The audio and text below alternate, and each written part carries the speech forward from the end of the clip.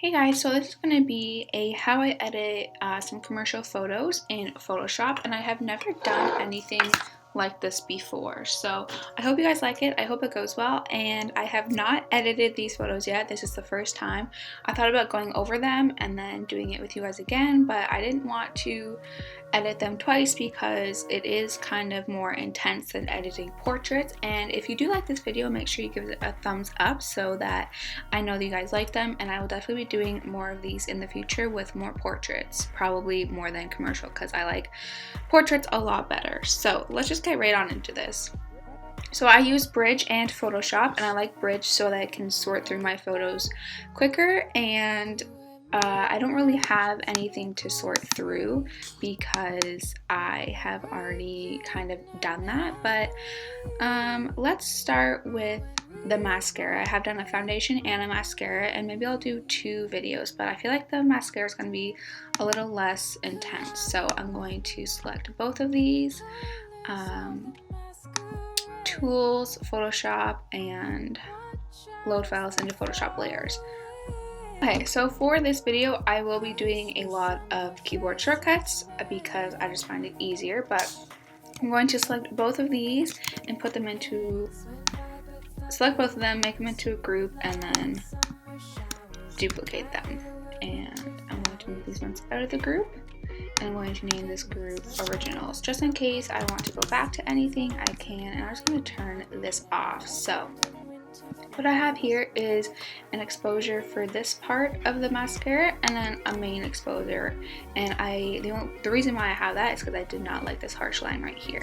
So I think what I'm going to start by doing is just masking in this detail right here, and looking at it now, this is a darker exposure, but my assistant had a reflector right here, and the reflector kind of shined some light on the whole thing. So I think I like it a little bit brighter, so I might just, delete this one for now, and if I want it, I'll bring it back later. So let's start with this. I'm going to make a new layer, just a new blank layer, and I'm going to name this.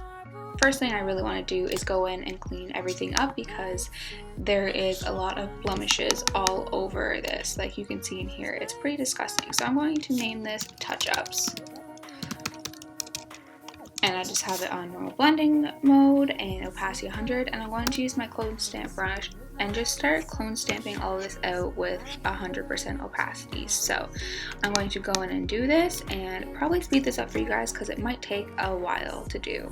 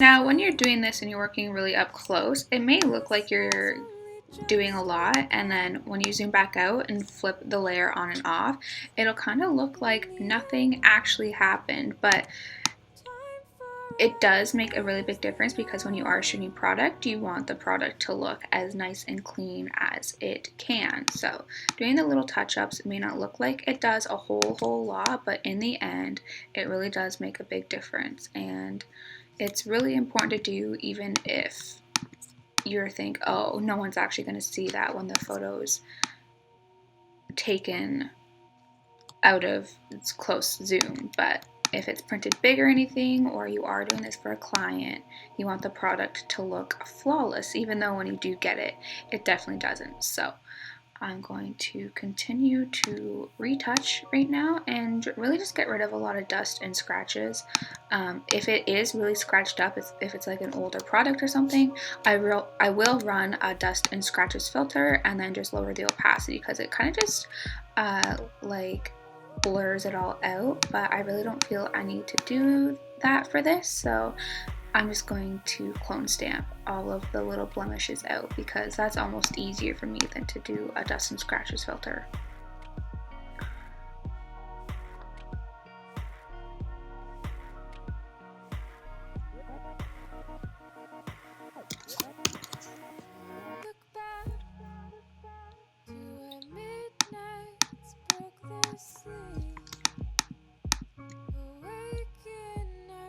Okay, so I've done quite a bit on this handle part right here, and I'm just going to turn the layer right now is on, I'm just going to turn it off, and you can see in this area there's just a lot of little dents and things, and when you turn it back on, it just looks really clean. I haven't run dust and scratches because there is a little bit of a texture, and you do want to show the texture of the product, so. Like right here, there's just a little piece of dust or whatever that is. We're just gonna go in and get rid of that, just like that. And a lot of the time when you zoom out, you can't really, like sometimes you'll be able to see the little circle, but when you zoom out, you really can't see it a whole lot, so. I think that's pretty good. I might go in and try and remove these bristles just to see how I like that. So I'm going to take my brush, just sample right here, and 100% opacity. I'm going to bring the hardness down on this brush, and we're just going to see what that looks like.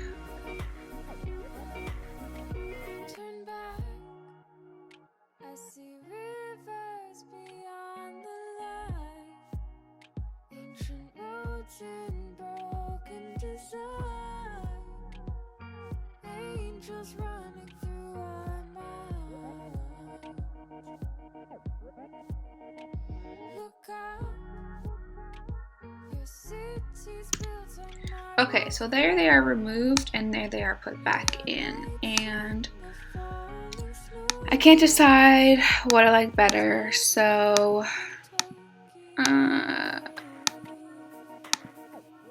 I can't decide, so I might just undo what I've done, and because it wasn't that hard, and I'll take it out and see what one of my classmates thinks. It's really important to get other people's opinions as well, because you want to know what they think. Okay, so I'm going to open up a selective color layer. I'm going to go to the reds, and I'm just going to play with these just to bring out the color and everything just a little bit more, because you want the packaging to really stand out. And what I'm doing right now is actually have the product beside me, and it's not going to look the same like in this lighting as it did in the photo, but it's just kind of make sure they don't go too dark or too deep or too anything. So we're just going to play around with these. I love to play around with selective color, and my favorite thing with selective color is how I made that go from red to yellow, and it looks really good still, but we are not going to do that today. Like, look how fun this is. This is my favorite part. I mean, it's fun.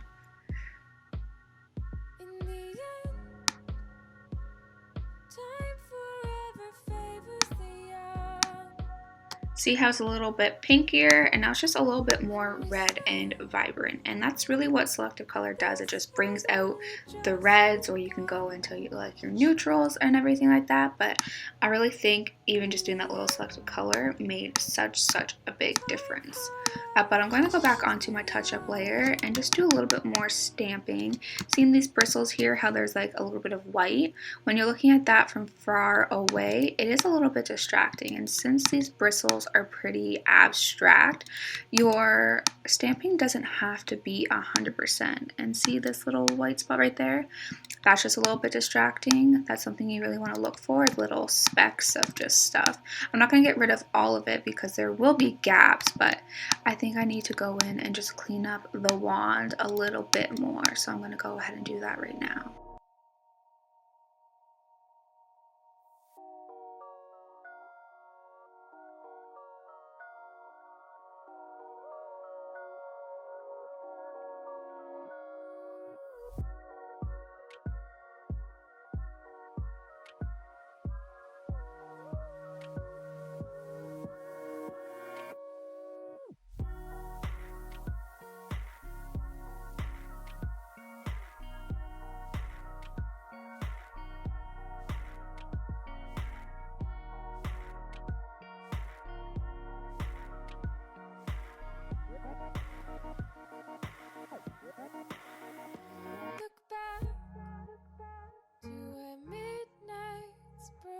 sleep, awaken our memories of when we would make believe. Collide, colors of the masquerade. Watch as they fall away. Faceless under faces made. And weeks went by but felt like hours. Spring would lie in summer showers. In my hair were winter flowers. And weeks went by but felt like hours. Seasons multiplying power that I found in winter flowers.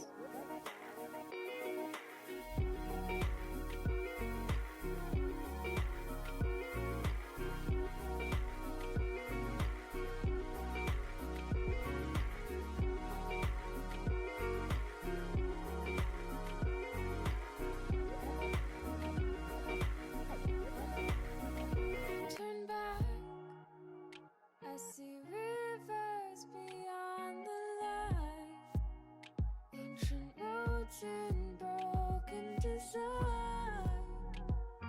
Darkness. This is definitely like a tricky spot for me to do because I never said my clone stamping was perfect, but this is like really tricky because there's so many colors and tight spaces, and it was kind of a big area too because stuff like that is just not easy. But I think I did a pretty good job, and I think I'm gonna leave it for now and see if maybe like a friend can help me. Like I said, if you're not 100% comfortable with things, get a friend that is good at it to help you, and don't have them do it for you, but definitely get their help a little bit. Another thing, this piece of sticky tack right here, we had that so that it could hold it up, but it is obviously showing. Now I have to decide if I want to put this on another white background and pen tool it out, or if I like the shadows, but I'm not 100% sure. I think, see, if I put on another white background, then it's gonna look fake, I guess. So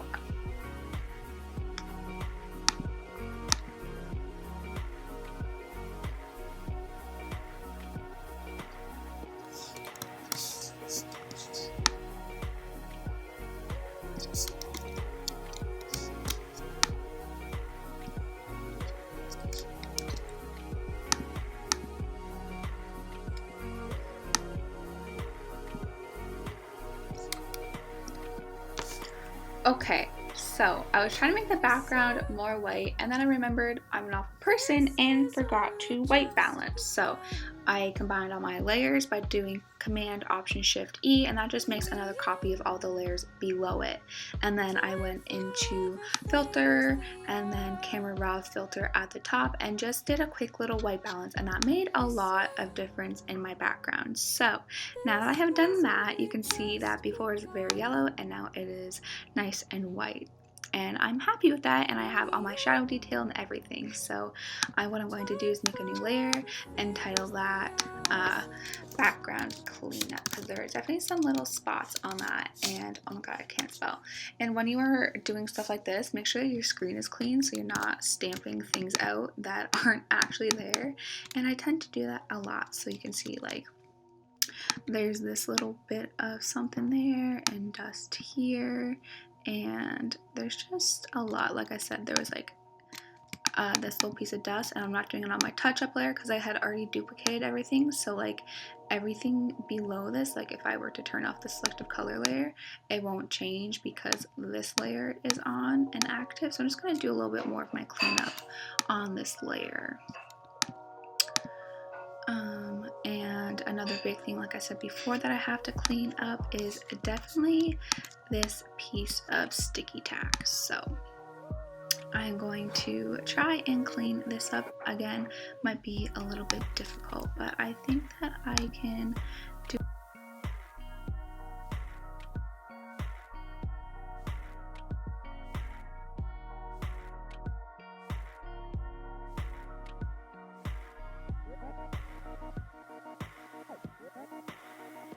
Look back to where midnights broke their sleep.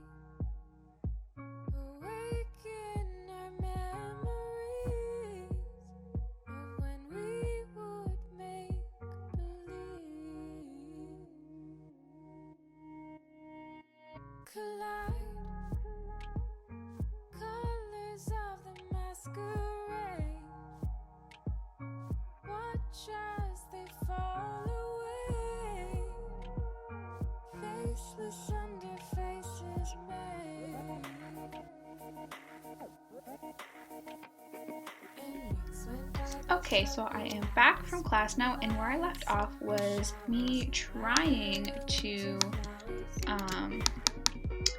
clean up this piece of sticky tack I had that was holding up my thing right here, and it's not looking too bad now that I've kind of come back to it, but it definitely still needs a little bit of work. Honestly, I'm just going to leave it for a little bit because I can't get it right now. I might just have to restart, but for the sake of this video, I will stop. So I think I have it where I want it to be. So the next step for me right now is to give it a nice little crop. So I like to do it in the original ratio and just bring it in a little bit so there's not so much white and it's not taking away from the product. So I'm also trying to stick to the rule of thirds a little bit. See, the wand right here is almost on that third point, but not quite. So sometimes I'll play around with the crop a little bit. So like that time there's just a little bit too much space up top and not enough on the bottom. So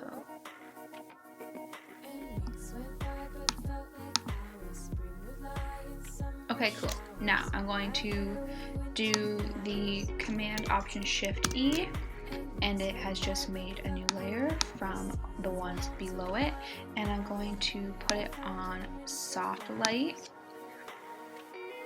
and do a nice high pass filter. High pass is a little bit better for a commercial product, and then I like to use unsharp mask for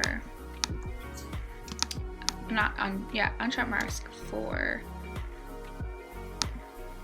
portraits. That was the word I was trying to think of. So that's on, that's off, and you can tell how much nicer it looks. The bristles are nicer and everything. So that's how I like to edit. That's the final photo.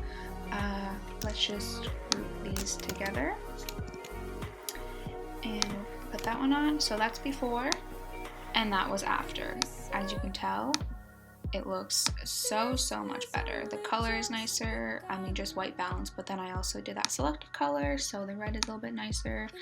The plastic is nicer. I do have to touch this up down here a tiny little bit, but for right now, I kind of just want to get this video up and done and uploaded. So I hope you guys like this.